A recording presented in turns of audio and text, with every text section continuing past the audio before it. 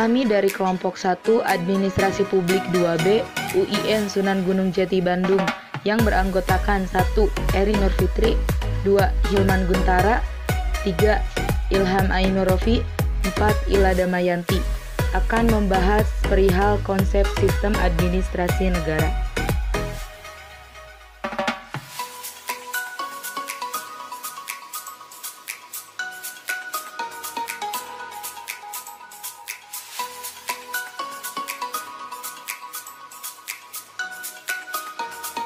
Rincian pembahasan yang akan kami bahas yaitu 1.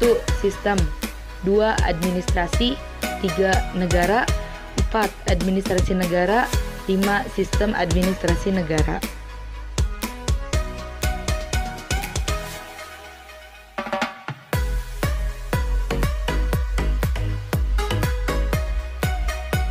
Yang pertama, sistem. Pengertian sistem menurut para ahli. Menurut Pamuji, sistem adalah suatu kebulatan atau keseluruhan yang kompleks atau terorganisir, suatu himpunan atau perpaduan hal-hal atau bagian-bagian yang membentuk suatu kebulatan atau keseluruhan yang kompleks atau utuh. Menurut Sumantri, sistem adalah sekelompok bagian-bagian yang bekerja bersama-sama untuk melakukan suatu maksud. Apabila salah satu bagian rusak atau tidak dapat menjalankan tugasnya, maka maksud yang hendak dicapai tidak akan terpenuhi, atau setidak-tidaknya sistem yang harus terwujud akan mendapat gangguan. Istilah sistem dibagi menjadi dua pengertian. Yang ke-1, sebagai cara atau metode, yaitu seperti yang disampaikan oleh Peter Salim. Sistem diartikan sebagai cara atau metode. Yang kedua, sistem sebagai suatu totalitas susunan atau jaringan, yaitu menurut Klein and King, sistem adalah kumpulan bagian-bagian yang saling berinteraksi dan saling tergantung, membentuk suatu kesatuan yang utuh.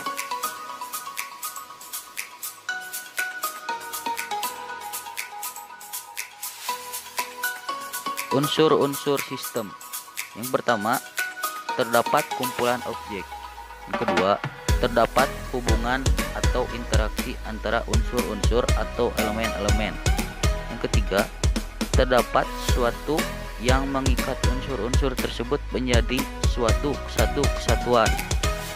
Yang keempat, terdapat pada suatu lingkungan yang utuh dan kompleks. Yang kelima, terdapat tujuan bersama atau output sebagai hasil akhirnya.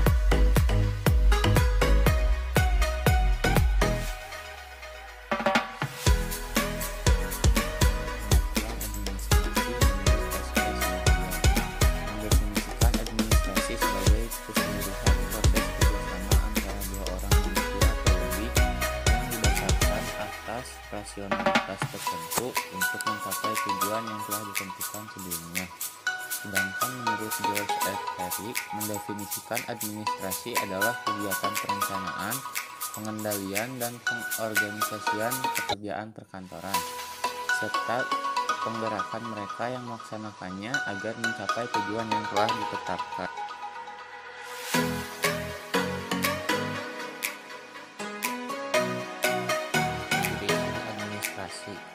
Administrasi memiliki beberapa karakteristik atau ciri-ciri antara lain sebagai berikut. Yang pertama, administrasi memiliki tujuan yang bebas. Yang kedua, di dalam administrasi terdapat kelompok kerja yang terdiri dari dua orang atau lebih. Yang ketiga, administrasi selalu berhubungan dengan kegiatan kerjasama. Yang keempat, di dalam administrasi terdapat usaha atau proses kerja. Dan yang terakhir, kegiatan di dalam administrasi selalu terdapat kepemimpinan, bimbingan, dan pengawasan.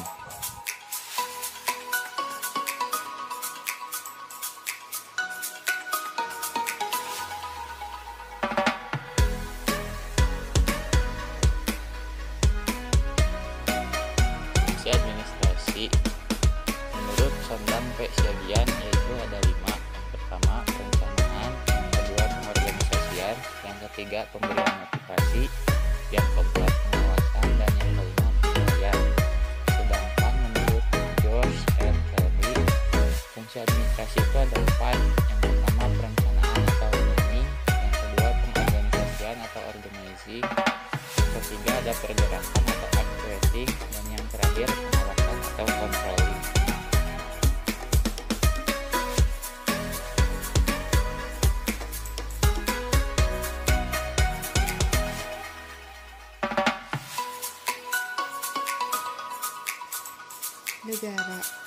Menurut Miriam Budiarjo, negara adalah suatu daerah teritorial yang rakyatnya diperoleh oleh sejumlah pejabat yang berhasil menuntut warganya untuk taat pada peraturan perundang-undangan melalui penguasaan monopolistis dan kekuasaan yang sah. Sedangkan menurut Aristoteles, negara adalah persekutuan dari keluarga dan desa guna memperoleh hidup yang sebaik-baiknya.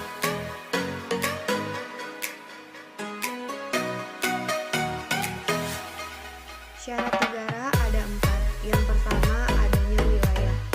Wilayah merupakan suatu daerah yang dikuasai dan ditempati oleh sekelompok manusia, serta menjadi batas teritorial suatu kedaulatan. Yang kedua, adanya pengakuan. Suatu negara belum sempurna bila belum ada pengakuan dari negara lainnya. Pengakuan ini diperlukan guna mencegah terjadinya ancaman dari dalam atau kudeta dan campur tangan dari negara lain. 3.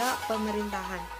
Pemerintahan adalah suatu lembaga di dalam negara yang memegang kekuasaan tertinggi dan dibentuk untuk melaksanakan jalannya pemerintahan suatu negara. Dan yang terakhir, adanya rakyat.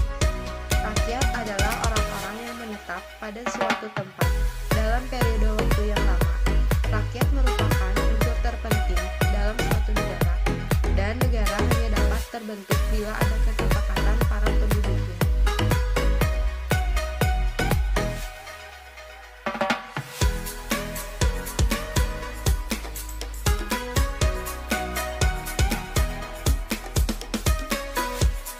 Fungsi negara.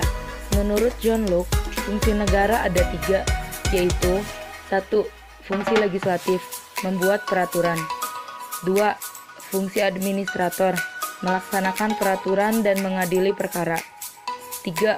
Fungsi federatif, mengurusi hubungan luar negeri dan urusan yang tidak termasuk dalam fungsi legislatif ataupun eksekutif. Bentuk negara. Menurut teori modern, bentuk negara ada 2, yaitu 1. Negara kesatuan. Negara kesatuan adalah bentuk suatu negara yang merdeka dan berdaulat, dengan 1 pemerintah pusat yang berkuasa dan mengatur seluruh daerah. 2. Negara serikat. Negara serikat adalah beberapa negara bagian yang menjadi sebuah negara berdaulat.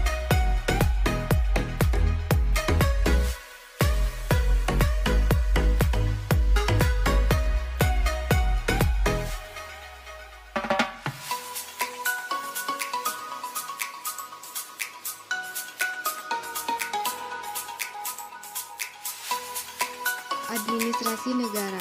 Menurut Fifner dan Prestus, administrasi negara adalah suatu proses yang berhubungan dengan pelaksanaan kebijakan negara.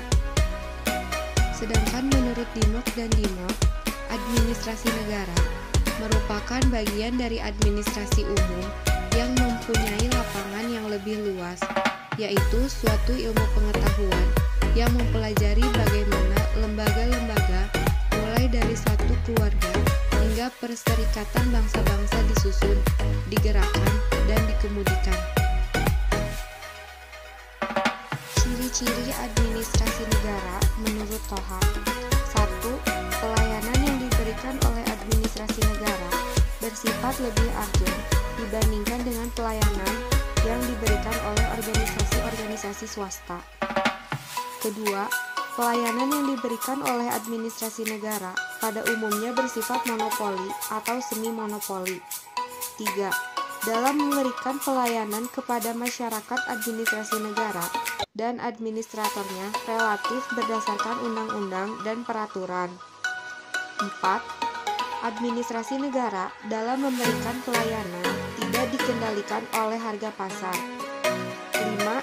Usaha-usaha yang dilakukan oleh administrasi negara sangat tergantung pada penilaian rakyat yang dilayani.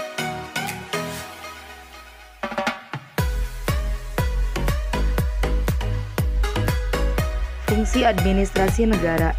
Menurut Fayol, menurutnya fungsi itu dibagi ke dalam 5 aspek pokok yang penting, yaitu 1. Merencanakan, 2. Mengorganisasikan, 3. Memimpin, 4. Melaksanakan, 5. Melaksanakan pengawasan.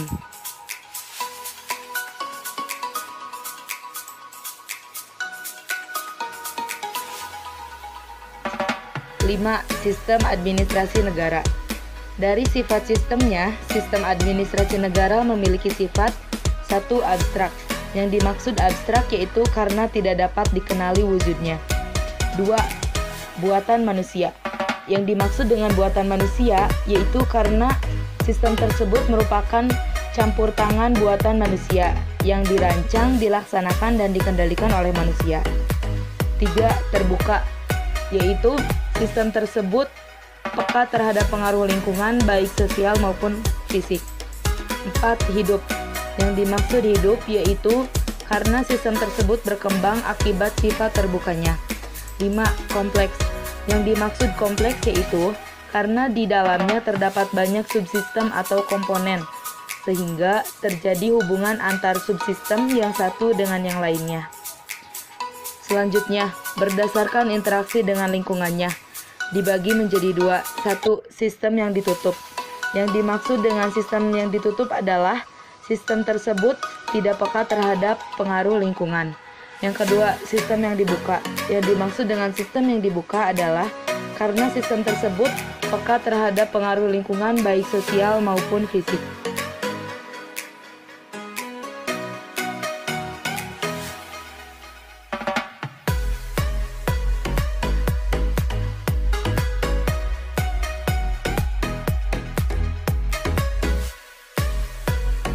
Model sistem administrasi negara. Sistem administrasi negara pada dasarnya hanya suatu model, di mana model adalah alat ciptaan manusia untuk menganalisis gejala-gejala yang kompleks. Sebagai model, sistem administrasi negara hanya ada dalam pikiran dan tidak melekat pada faktanya. Namun, dengan model, maka gejala-gejala administrasi negara yang kompleks bisa menjadi sederhana. Landasan sistem administrasi negara, yaitu ada 3. 1. Landasan ideal. Yang dimaksud dengan landasan ideal yaitu Pancasila. 2. Landasan konstitusional, yaitu Undang-Undang Dasar 1945. 3. Landasan operasional, yaitu Garis-Garis Besar Haluan Negara atau disingkat GBHN, yang merupakan 1. Haluan negara dalam garis-garis besar sebagai pernyataan kehendak rakyat yang ditetapkan oleh MPR. 2. Pola umum pembangunan nasional.